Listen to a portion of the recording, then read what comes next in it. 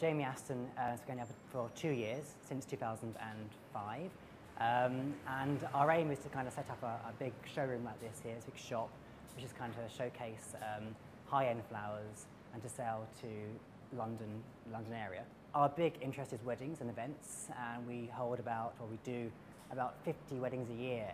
That was last year anyway, so this year is about 56, 57. It's quite a few. There's about, I think, 18 staff now that work here. Quite a large event team, and we go over the whole of the country, also worldwide, doing events and weddings. And yeah, our aim is to provide gorgeous flowers at a reasonable price to design-led customers. Hey ho, how you doing? All right. It's looking lovely. I think it's okay. Yeah, I think it's a nice size. It's a top table, isn't it? I think with weddings, it's very inspiring because you get to meet these brides that come in here, and they're all so different. You get brides that come in who are complete blank canvases and have no idea what they want, and they're great to work with and to kind of nurture. And brides come in with big folders, big packs of information that they've kind of researched, and they're fascinating too. So they inspire you, and their ideas and what they want to achieve, it's always very different. So it's quite nice to work with that and to kind of coach them to make it look, lovely. I think my inspiration comes a lot from what I see around me. I soak up a lot of stuff. I'm not an academic. I see things and I absorb them, and that's pretty much it. So most things pretty much inspire me. So it's looking around people and shop windows particularly. I like going around and I'm always kind of lagging behind my friends, looking windows and just being nosy.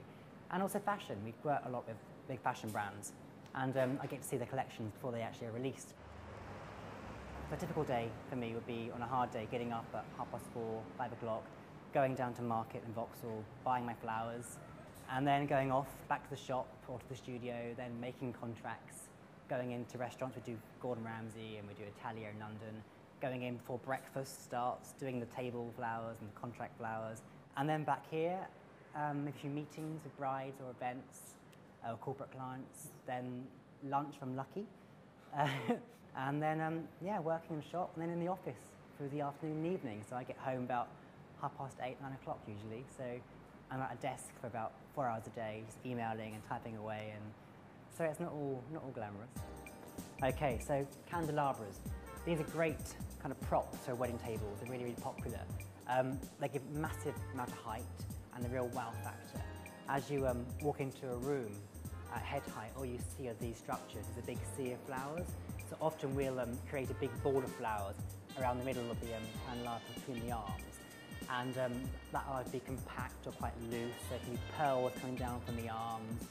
And it really does give you a kind of impact. And then this kind of very narrow stem here, you're going to see across very easily. It doesn't obstruct your view once it's sitting down.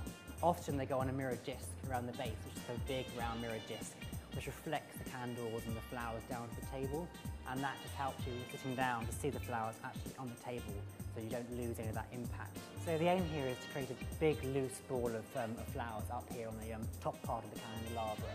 It's got 9 arms, and the top 5 arms have been kept pretty much free for the candles to go onto.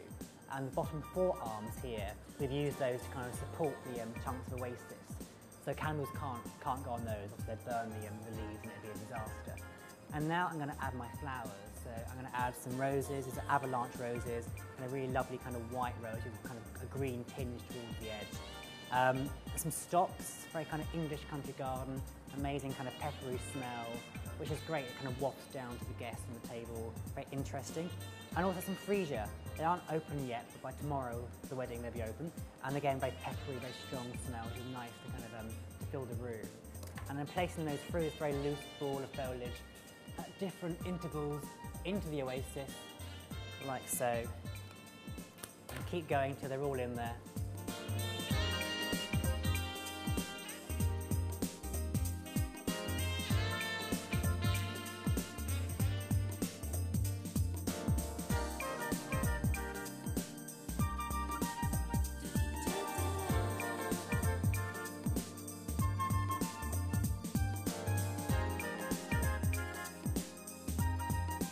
And there we go, one amazing display of flowers on a candelabra, set to go for tomorrow's wedding.